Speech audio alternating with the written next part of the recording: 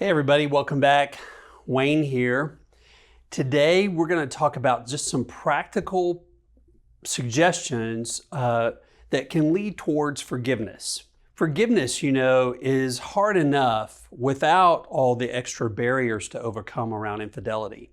And I'm asked at least weekly, what does it mean to forgive? Something like that. A couple of years ago, I was working with a couple. She had been unfaithful, and he kept asking me questions like that, and he'd read a couple of books. He read several entries on the blog about forgiveness, and he just had this really difficult time wrapping his head around what forgiveness is, what would it look like, and what would it feel like. So we spent many sessions just talking about that. Let me stress before I go on that what I'm going to talk about today is for couples who have moved beyond the discovery phase, and that they're trying to determine how to live with what's happened at this point. It's not for those that are still trying to find out what the truth is to get to ground zero. But once you have a cohesive story, then you know what it is you're actually going to forgive. Keep in mind this simple but very important fact that forgiveness does not dictate or mandate reconciliation. At A Fair Recovery, we believe that those are two very different components to forgiving and moving through infidelity.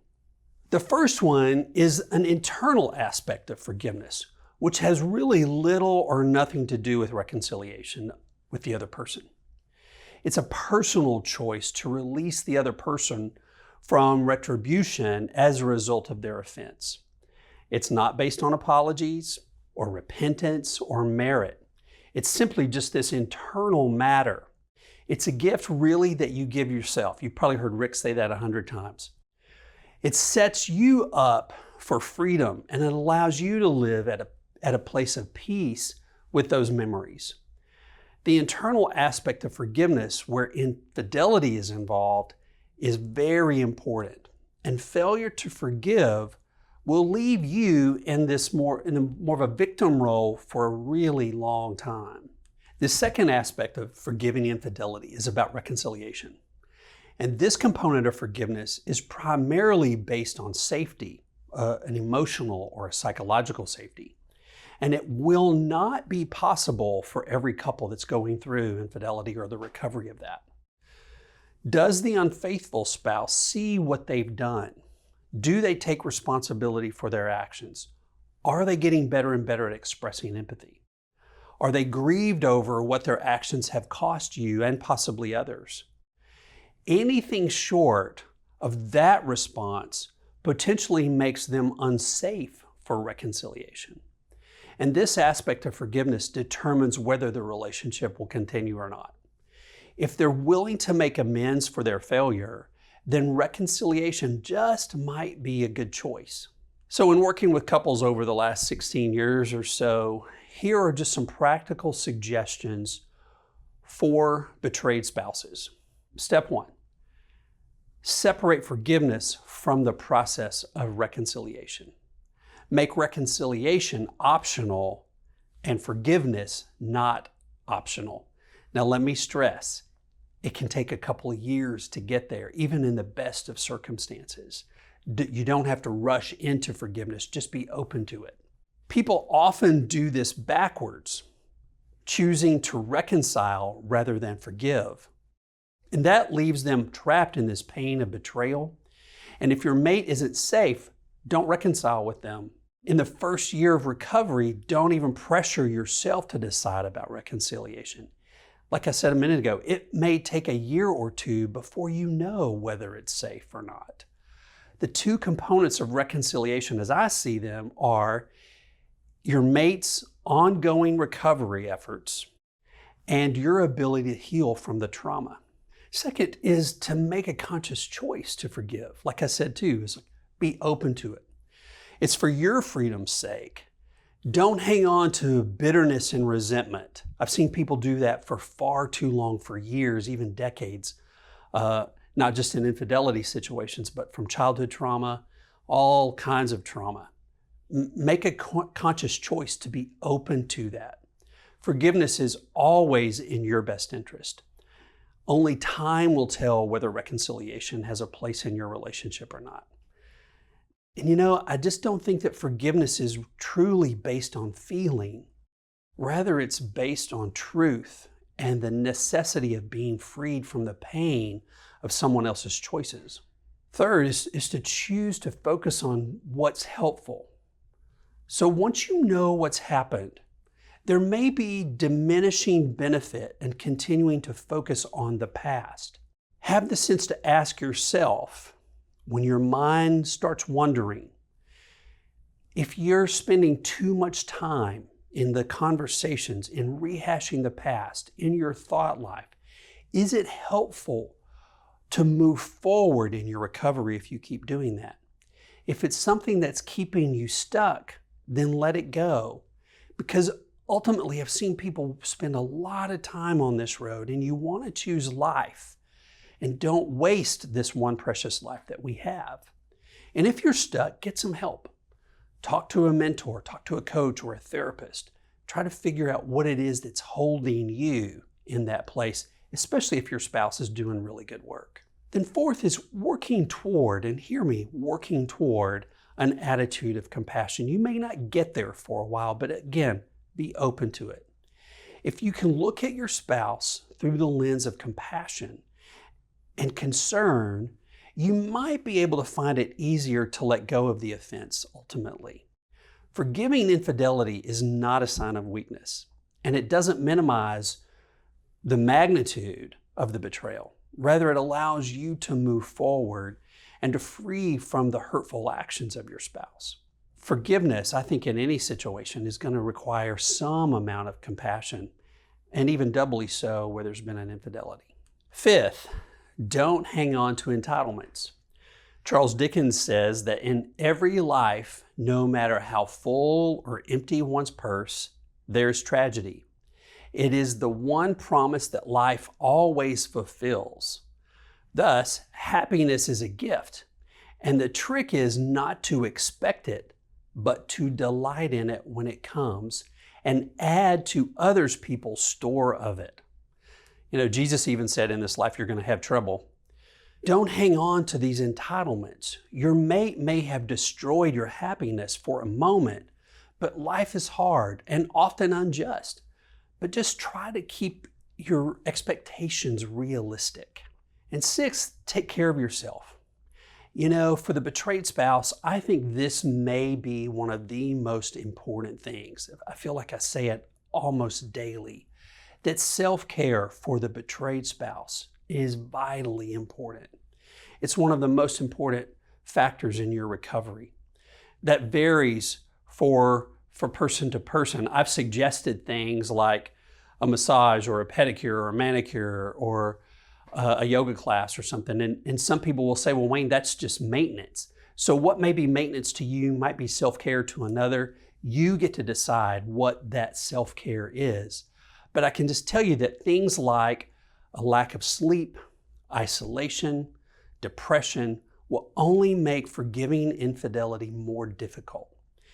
And it's not fair since you aren't the one who cheated, but you're the only one who can take the necessary steps to heal from those wounds created by your spouse.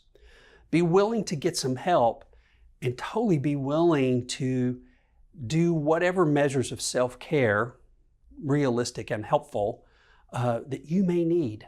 And seventh, be aware of your own humanity. C.S. Lewis says that all saints must keep one nostril keenly attuned to their own inner cesspool. Be willing to consider what you have been forgiven for in the past or where you may need forgiveness as well. Maintaining an awareness of what others have had to forgo for your sake will help you find the patience and the balance for your partner. A self-righteous attitude will cut you off from the very thing that you seek.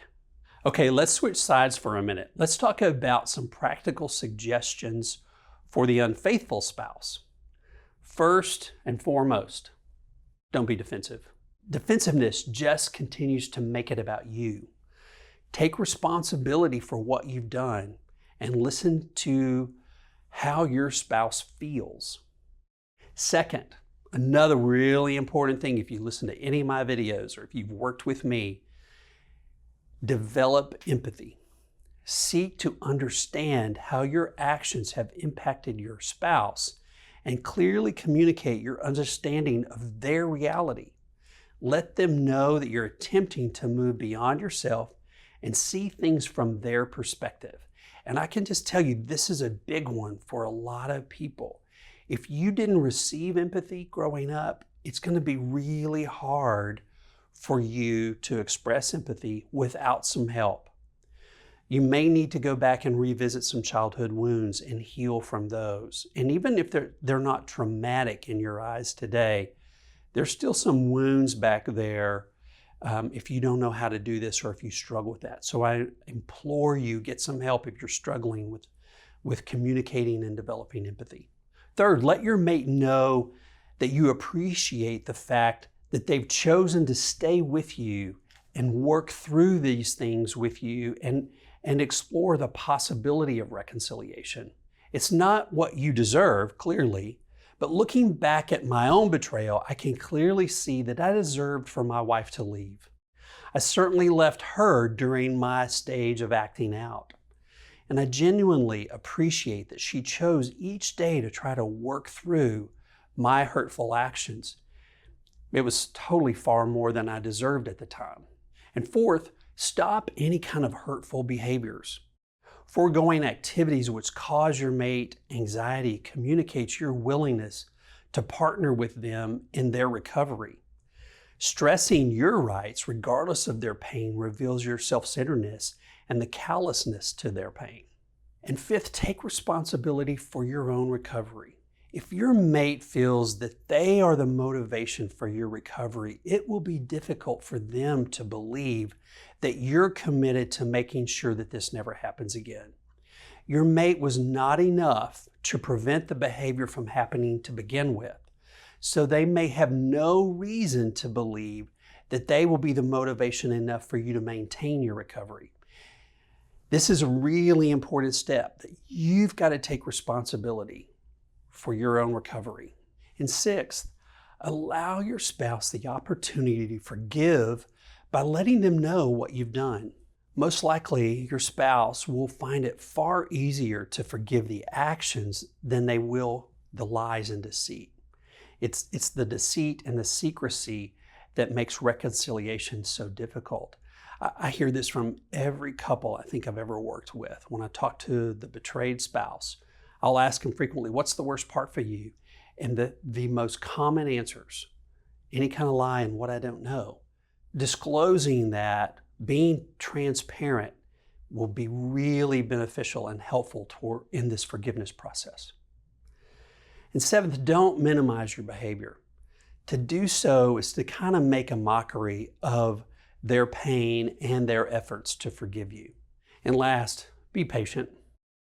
It will most likely take a couple of years for the two of you to move beyond the crisis created by your choices. The research shows that it also takes 5 years on average to heal from a divorce. So be patient as your spouse tries to work through what you've done, as you work on your own recovery, and then also as you learn and work on forgiving yourself. I can't stress that enough, just to be patient with the process. So now, just for a couple minutes, let's talk about suggestions for the couple. Let's say once you've been able to move past the initial shock and past the discovery phase, begin to build positive experiences for the marriage. Learn to enjoy your time together. And take breaks from recovery. One of my favorite mentor couples tells this story. She tells her husband that she needed him to take her out for a good time one night, that she was sick and tired of always working on recovery.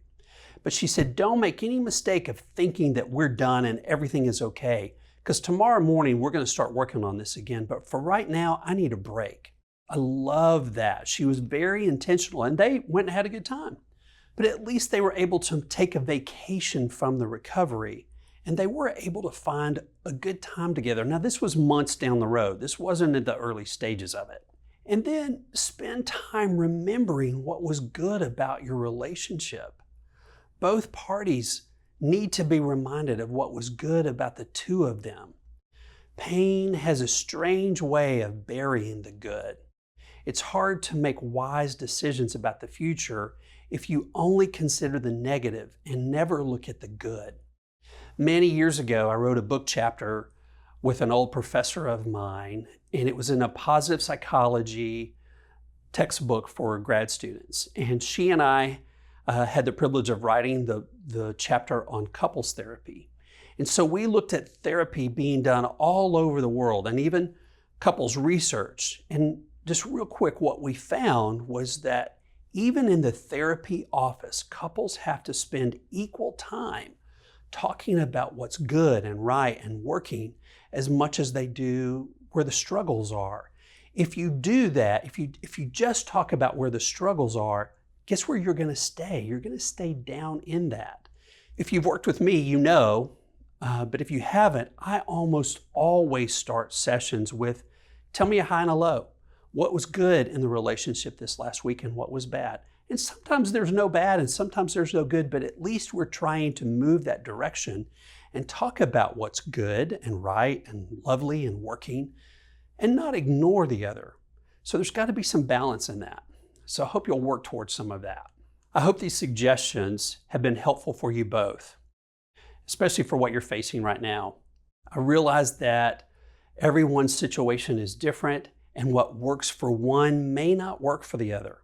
Making suggestions has the likelihood of being far too simplistic, but sometimes these suggestions can be helpful. Please just take the best and leave what doesn't work. And as always, leave comments below and let other people know, let us know some things that have worked for you that others might find encouraging or could be good for their own recovery and their healing. If you've been betrayed, I hope you'll consider taking Harboring Hope. There's no better resource out there that I know of for helping you wrap your mind around what has happened and then also to help you move forward. If you're the unfaithful spouse and you'd like to discover how your actions have impacted your mate, then please consider taking Hope for Healing. Or if you're both willing, take the EMS online, or better yet, I love the EMS weekends that we're doing virtually now. All of those courses will provide some insight into how your choices have affected one another. Thanks so much for joining me again this week. I hope last week and this week, as we talk about forgiveness, have been helpful and at least given you some things to think about. Thanks so much for your time. I'll be back again next week, and I look forward to being with you then.